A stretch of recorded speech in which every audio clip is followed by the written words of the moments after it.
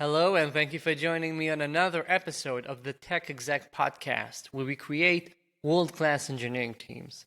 I'm your host, Aviv Ben-Yosef, Tech Exec advisor and coach, and author of the Tech Executive Operating System.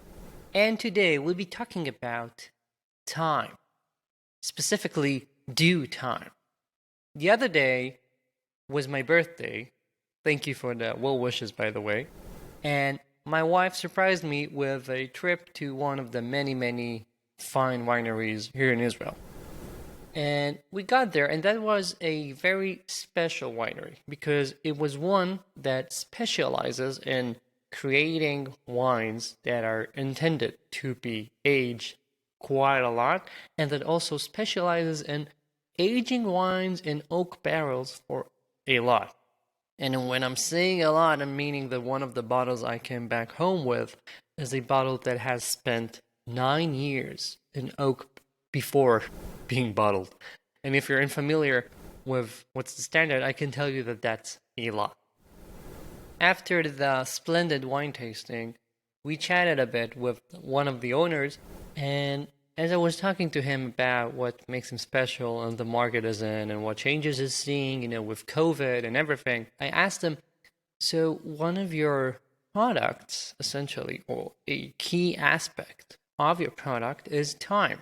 And that is because I don't know how things are like in other countries, but here in Israel, because it's so warm, you can't really have wine in your kitchen cabinet or on walls and stuff like that for too long because it's going to spoil. It's just too hot.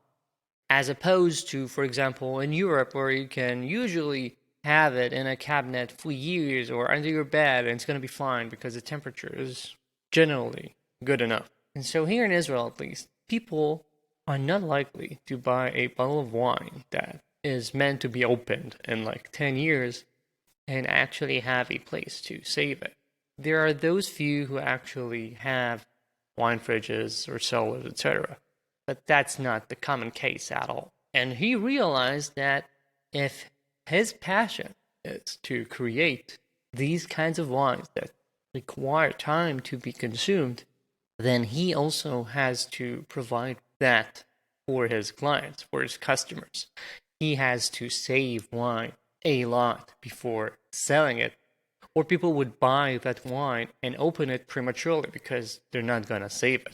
So he actually now is spending effort into saving up all of these wines and storing them so he can sell them to people closer to the point of consuming if they want to. And all this goes to connect you with understanding that time is a key ingredient also in leading organizations, and not just tech organizations, but we're techies, so let's talk about how it looks like in tech organizations. What I'm talking about is the fact that let's consider what you do as an executive. Mainly, and I think I talked about that either in my previous podcast or in my previous video, and if you're not getting the Friday upgrade videos, check out the link to my website below, and from there you can get to my YouTube channel. Essentially, managing an organization means that you have the day-to-day, you have the roadmap delivery, you have the tasks, the sprints, whatever. But your work, the leadership work, is at the meta level, right? You are working on the organization, not in it, not in the road delivery, but the actual impact you have, the leverage you have, is in making that organization itself better. And how do you do that? Often by triggering change initiatives. And change initiatives are a big topic all by itself. I spent a whole chapter covering it in the Tech Executive Operating System. But one key aspect to successful change initiatives is understanding that sometimes things require time. You cannot accelerate things too much. I talk all the time about speed of change. How fast, how rapidly do you iterate? Do you change things and do you learn? You shouldn't allow for a month to perform something that's trivial, to change how you're managing your sprints, if you can do it in a coherent way in a week. But nevertheless, you should never push things to be too fast, because people require the time to comprehend things, to let things sink. And my example that I always use is, you come up with a reorg. You have spent months thinking about it. You've talked to it with your advisor like I usually do with my clients.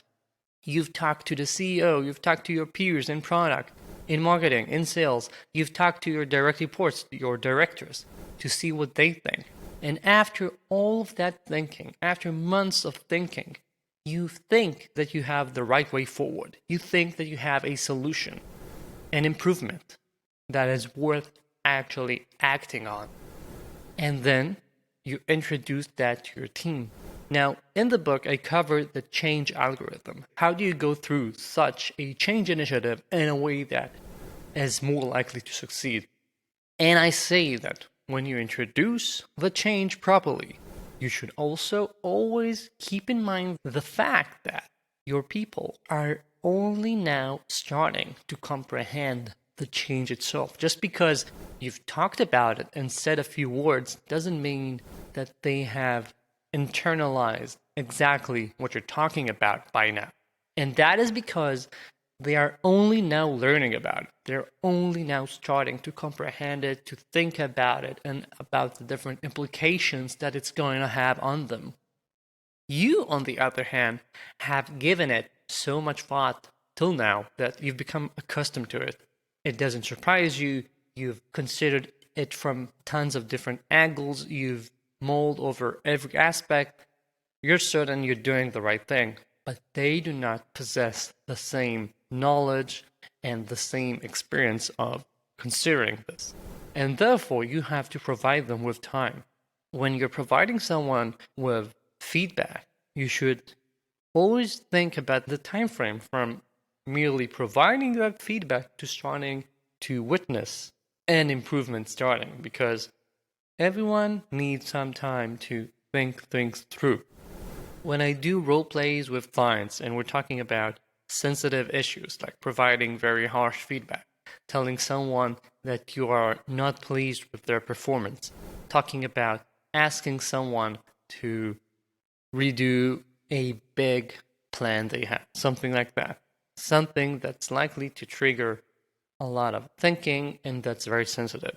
I always say that you should be prepared as you provide them with the feedback to say, I know that this is a lot. Would you like to think about this and we can talk again, I don't know, later today, tomorrow, so that people can think things through. Without doing that, you might be pushing people forward to say things, to commit to things, without them really internalizing what you're talking about.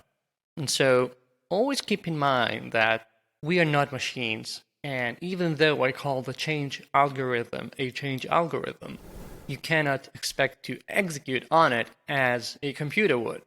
We have to have time as humans to process and to really understand what we're doing.